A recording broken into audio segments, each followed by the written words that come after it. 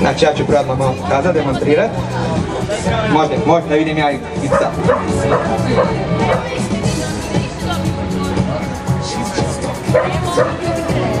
Molim pljesak.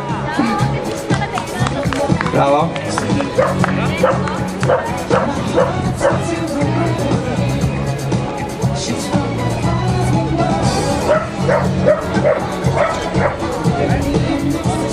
Bravo, Gaz. Evo, tu može biti, Znači vidite da vodič radi sa njim, svaki dan su četni.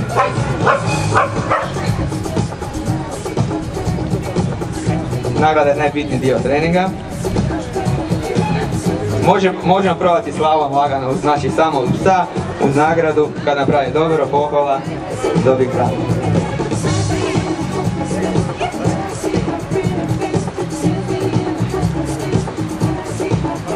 Koncentracija je savršena.